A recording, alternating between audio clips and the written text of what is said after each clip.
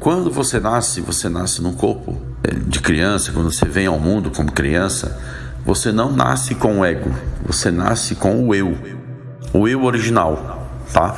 Que é o espírito que anima a matéria, a energia que anima a matéria.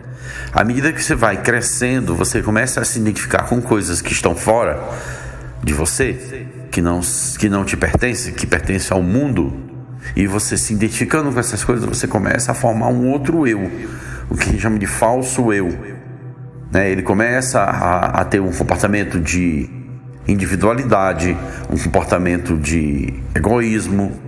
E aí vai, ele começa a se identificar com as coisas que estão fora, que não estão dentro dele, porque o que está dentro é o eu, e o que está fora não é o eu. É uma mera ilusão, são coisas que estão no mundo e que não lhe pertencem, e que não estão atreladas a você, entendeu? Então o ego, ele começa a crescer junto com a criança, ele vai crescendo junto com a criança. O ego, ele não existe em ninguém mais, apenas nos seres humanos. É interessante isso, né?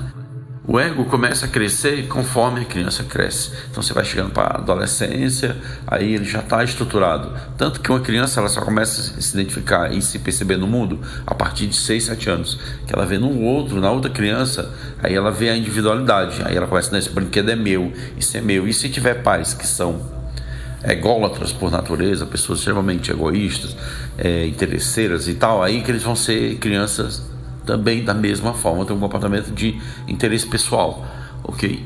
Porque aquilo é dele, ele é diferente do outro, você não se mistura com aquele menino, não ande ali, não vá para ali.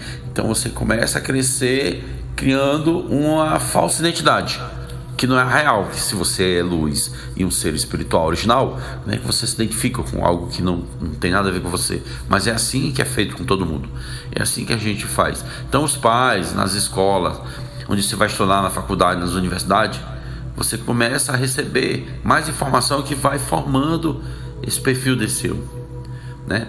Todos esses lugares ajudam a fortalecer o ego, pela razão simples de que por séculos e séculos, há muito tempo, o homem precisa lutar para sobreviver, que é um instinto que já vem inato, já vem instalado no seu cérebro, o instinto de sobrevivência.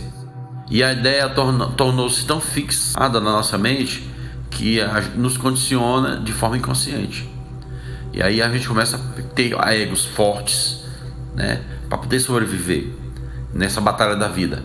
E aí, quando chega na fase adulta, você começa a assumir papéis: o bonzinho, o caridoso, o honesto, o galã, né, o encantador. E aí você começa a assumir papéis para poder sobreviver, para conviver na sociedade, para conviver com as pessoas. Não é você, é um papel que você assume, de um comportamento, de uma crença e etc, etc. Tudo escolha do ego. Então a vida se tornou-se apenas uma batalha para sobreviver. E você começa a viver condicionado somente para sobreviver. Os cientistas tornaram isso mais convincente com a teoria da sobrevivência do mais apto. Então nós ajudamos cada criança a tornar-se cada vez mais forte no ego. E aí começa o problema. Porque se você for ver nas escolas, né, nas escolas de ensino médio, as crianças se preparam para uma guerra, que é o vestibular. Então eles se tornam eruditos. O melhor menino que estuda química, o outro que é muito bom em física, o outro que é muito bom em matemática, o outro que é muito bom em português, a Olimpíada de Matemática, a Olimpíada daquilo, para ele se tornar o melhor aluno, tirar as melhores notas para passar nas melhores provas. Para competição, eles são preparados para competir. Então competição, o que significa vitória e derrota, guerra, né? Luta pelo quê? Pela sobrevivência. Novamente, o ego se manifesta na sociedade. A sociedade tem um ego gigantesco. Esse ego é transferido para a gente vai vivendo esse ego numa ressonância, numa química, a ponto de não sabermos nem quem somos, porque nós nos identificamos mais com o ego do que com o nosso eu original. Então, à medida que o ego se torna mais forte, começa a cercar a inteligência com uma camada que vai criando uma escuridão e vai criando um lado sombra. A inteligência é a luz, o ego é a escuridão. A inteligência ela é muito delicada, o ego é mais duro. A inteligência é como uma flor e o ego é como uma rocha. E se você quiser sobreviver, Aí os chamados conhecedores dizem: você tem que lutar para sobreviver. Então você precisa tornar-se como uma rocha, muito forte.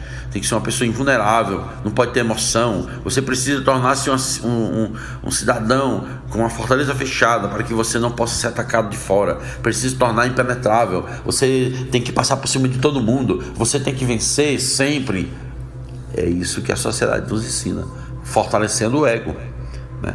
Mas dessa forma você se torna ainda cada vez mais fechado, uma pessoa só de interesses pessoais. Aí você vai para um grupo, você não consegue conviver em grupo porque você só está pensando em você. Você começa a morrer, assim como a sua inteligência, que está preocupada porque a inteligência precisa do céu aberto, do vento, do ar e do sol para crescer, para expandir, para cada vez mais fluir. Então, para manter-se vivo, você fica preso a essa questão da sobrevivência, mas você precisa de um fluxo, você precisa de energia, você está em ressonância com os outros, você precisa compreender, viver a partir do eu interior e não do ego. A felicidade é a morte do ego. Toda essa minha fala é baseada nos textos do Osho, certo? E do Samuel Aum. E a felicidade é a ameaça, a miséria é a segurança do ego. A felicidade é a libertação do eu, a essência. Por isso que você tem que observar as coisas e não absorver. Porque quando você observa e não absorve, você não alimenta o seu ego. O ego só pode existir na miséria e através da miséria que ele vive e sobrevive, porque ele luta pela sobrevivência.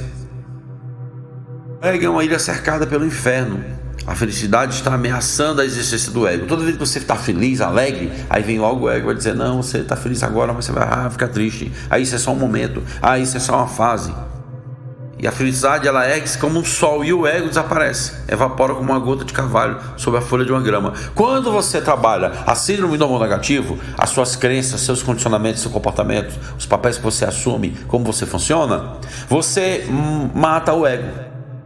Quando você mata o ego, a felicidade vem, porque você começa a ficar em ressonância no seu campo energético com o universo. O universo vai te respondendo em questão de segundo a tudo que tu quer e tu pede, porque sincronicidade é um processo natural do eu, não é um processo de magia, não é um processo de lei da atração, não é um processo que acontece: eu me iluminei através da meditação, as coisas estão no sincronismo. Não, a sincronicidade é algo inato, natural a gente. O que acontece é que nós estamos desligados, nós não estamos despertos, estamos dormindo.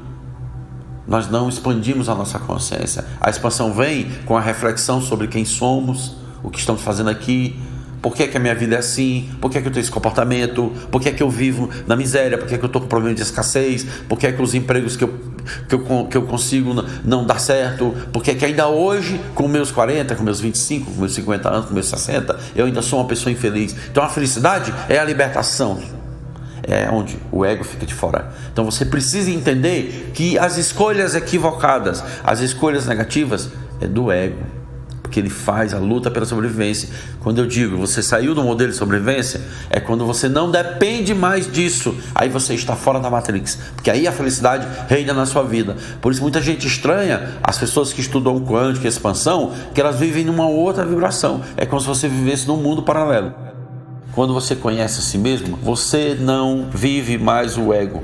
Então a observação de si mesmo é importante. A autoobservação íntima de nós mesmos é o meio mais prático para você conseguir uma transformação radical. Então tente entender o ego, analisá-lo, dissecá-lo, olhá-lo, observá-lo de todos os ângulos e não tenha pressa em sacrificá-lo. Caso contrário, o maior egoísta nasce a pessoa que pensa ser humilde, a pessoa que pensa não ter ego. Todo mundo tem ego, pouco ou muito tem ego. Todo mundo, todos nós temos o ego, porque ele faz parte da nossa existência, ele faz parte da nossa formação. Agora, a grande sabedoria é ter ausência de ego. Então, um beijo no coração de vocês, muita produtividade e de muita ausência de ego, rumo às manifestações do vácuo quântico, rumo ao colapso da função de onda. Fortalece o teu eu interior com a meditação, com os exercícios, com os estudos, para que você possa saber o que é que você está escolhendo para você.